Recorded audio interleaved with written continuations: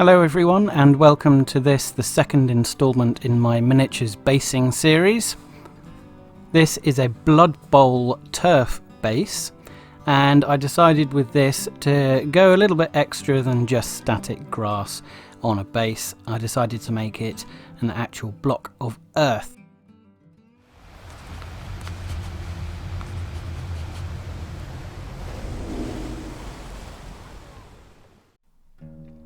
So the base material for this base was an MDF plinth with a block of extruded foam on top.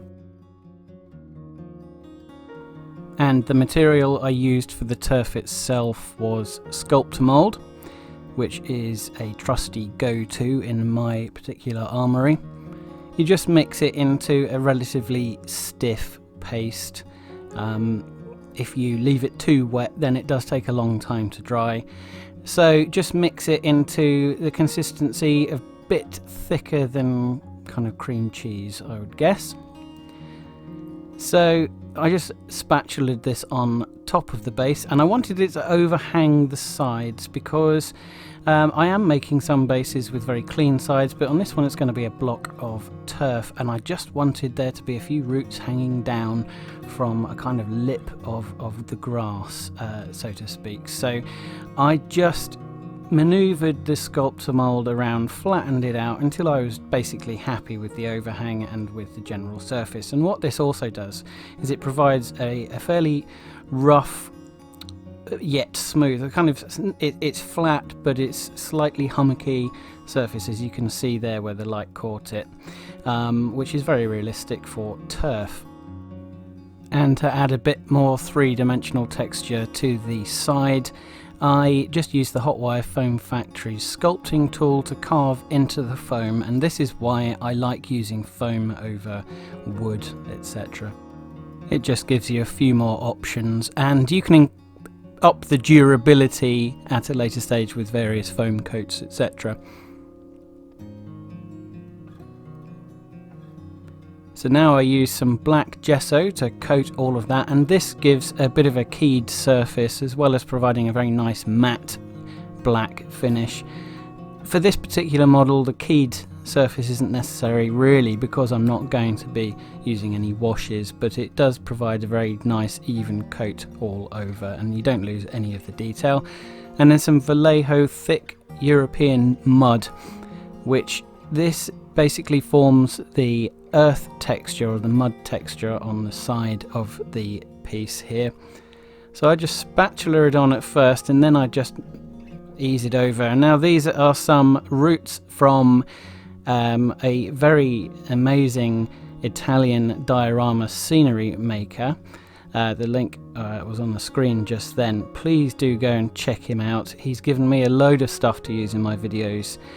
I've never seen better scenery material than his. It's so realistic, it's wonderful, and I just stick these roots on here using a little bit more of the Vallejo mud and just carry on going until I'm happy with the overall texture of the piece.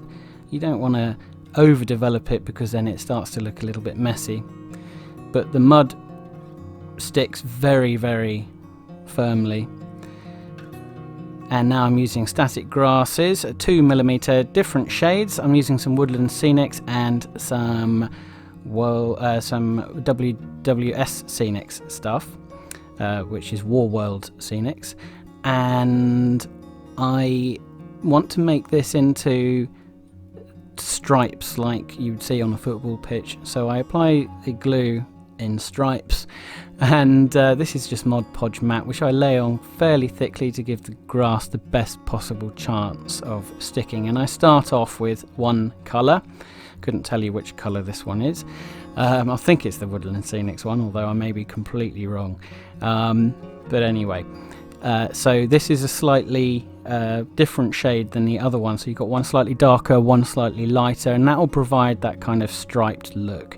And this flock box that I'm using is a very handy tool because the static grass just leaps up onto it when you earth it, and when you earth the clip to the piece, and it provides a very lovely even coating. You can get these flock boxes on eBay. The chap who makes them, is very reasonable price. I think I paid about £40 or £50 for this a couple of years ago. So now I'm using the extra static grass there, the other colour rather, and going over the piece again to fill in the stripes to provide the alternate colour. And when I turn this over, you'll see it looks particularly stripy. You can see the static grass going down, the pile of it going down there as it leaps up onto the model. It's ingenious, really. And there we go, looking good. And now, because it's a football pitch, it's going to have divots, it's going to have boot prints in it. So while the grass is still, or the glue is still wet, you can push the static grass around with the end of your brush, just making a few divots in the turf, adding a bit more of a realistic look. And you'll see that's why I didn't quite make one of those stripes perfect. Now some Vallejo black and umber washes, just to give a bit of shade around the edges of the diorama there. Otherwise it can look a little bit uniform. Go easy with those, and then just a little bit of the washes also in the footprints there, because you can get Russian thick mud, which might be appropriate for this model, but this European thick mud is slightly lighter in tone, so a little bit of the dark stuff, the dark wash, brings out those footprints very nicely.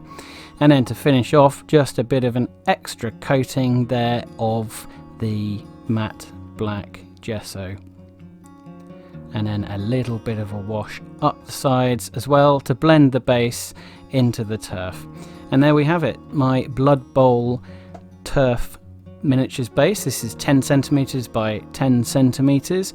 You could put an unbased figure on there, or do what I do, which just take the models you're going to play with and put them on there when you're not playing with them, just as a display piece.